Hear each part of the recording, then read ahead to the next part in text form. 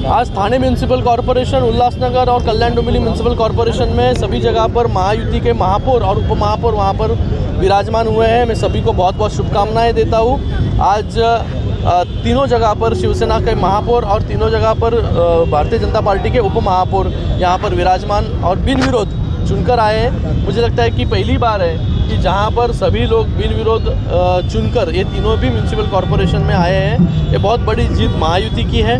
मैं इसके लिए हमारे मुख्यमंत्री देवेंद्र फडणवीस जी और उप मुख्यमंत्री एकनाथ जी शिंदे जी उनका बहुत तहे दिल से धन्यवाद अदा करता हूँ, अभिनंदन करता हूँ उनका कि उनके नेतृत्व में अच्छा काम जो इस कल्याण डोंबिवली उल्लासनगर थाने इस पूरे ज़िले में अच्छा काम हुआ है। इसलिए लोगों ने भी विश्वास महायुति पर ही दिखाया है और ये तीनों जगह पर महायुति के महापौर और उपमहापौर चुनकर आए हैं। ये बहुत बड़ी जीत महायुति की है। 5.5 साल बाद चुनाव हुए और 5.5 साल बाद आज महापौर, उपमहापौर और सभी नगर सेवक यहाँ पर जो चुनकर आए वो अभी नेतृत्व करेंगे। अच्छा काम उनके माध्यम से इस शहर में होगा, ऐसी अपेक्षा हम लोग यहाँ पर करते हैं। इस शहर को बड़े पैमाने पर निधि देने का काम केंद्र सरकार के माध्यम से हो, राज्य सरकार के माध्यम से हो।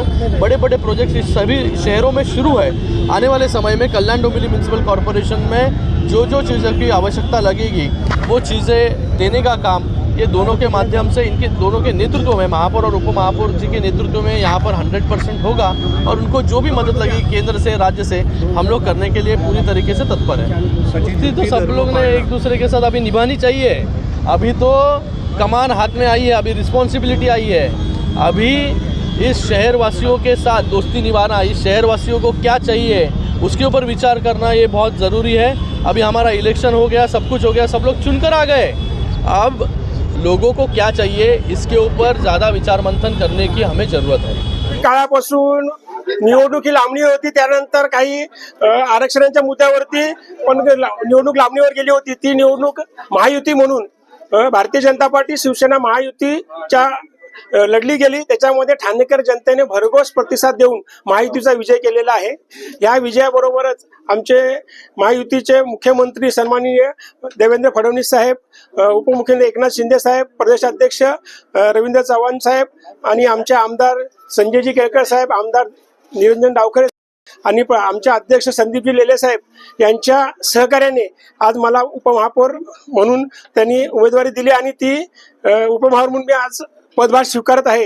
तर भविष्यात महापालिकेमध्ये असणारी चॅलेंजेस गेले 4 वर्षापासून जे काही प्रश्न प्रलंबित पडलेले आहेत, प्रकल्प प्रलंबित आहेत, ट्रॅफिक समस्या असेल, त्याचबरोबर पाण्याची समस्या असेल, आणखीन पार्किंग समस्या आहेत, हे बरेच विषय आम्ही प्रामाणिकपणे ठाणेकरांच्या सेवेकरता हाताळण्याचा प्रामाणिक प्रयत्न करीन। सर्वांना माझा नमस्कार, जय महाराष्ट्र। महायुतीचं सरकार होतं आणि महायुतीच्या सरकारमध्ये महापौर आणि उपमहापौर यांची आज बसवण्याचा प्रोग्राम ठाणे महानगरपालिकेवर झालेला आहे आणि पुन्हा एकदा ठाणे महानगरपालिकेवर भगवा फडकलेला आहे। धर्मवीर आनंदीगे साहेब यांनी जो वसा या ठाणे शहरासाठी घेतला होता तो वसा तसाच आपले महाराष्ट्र राज्याचे लाडके उपमुख्यमंत्री एकनाथजी शिंदे साहेब यांनी नेला आहे। मुख्यमंत्र्यानंतर लाडके भाऊ म्हणून या महाराष्ट्रावर त्यांचं सगळ्यात मोठं नाव झालं आणि आता ठाणे शहरावरती 2026च्या ज्या निवडणुका झाल्या त्या निवडणुकांमध्ये महायुतीचं सरकार आलं आणि त्याच्यामध्ये आज महापौर आणि उपमहापौर बसलेले आहेत।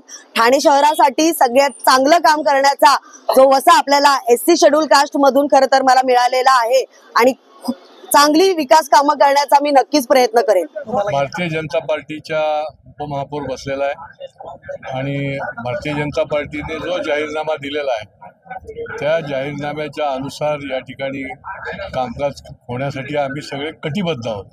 कारण की ठाणेकरांना आम्ही हे आश्वासन दिलेलं आहे की पारदर्शी, भ्रष्टाचार मुक्त आणि योग्य दिशेने अशा प्रकारचा विकास या शहराचा झाला पाहिजे आणि तो होण्यासाठी आम्ही सगळी मंडळी कटिबद्ध राहू। ज्या चांगल्या योजना असतील त्याला पूर्ण ताकदीने राबवण्याचा प्रयत्न करू, परंतु जर कुठे काही चुकीचं असेल तर त्याला त्याच पद्धतीने आम्ही विरोध देखील केल्याशिवाय थांबणार नाही। अजून ठरायचं आहे। नमस्कार, जय महाराष्ट्र। आज